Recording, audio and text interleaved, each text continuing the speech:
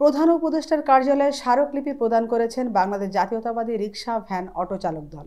জুলাই আগস্টের আন্দোলনে নিহত রিকশা চালকদের পরিবার ও আহতদের পুনর্বাসনের দাবিতে এবং ঘাতকদের বিচারের দাবিতে স্মারকলিপি প্রদান করেন তারা।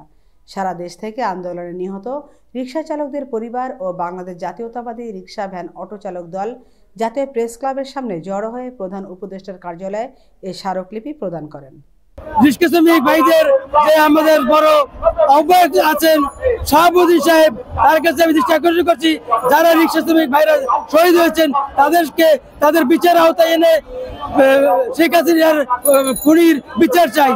এই খুনি হাসিনা আমাদের সাধারণ শ্রমিকদেরকে হত্যা করেছে, তার বিচারের দাবিতে আমরা প্রধান উপদেষ্টার কার্যালয়ে আমরা স্মারকলিপি প্রদান করছি।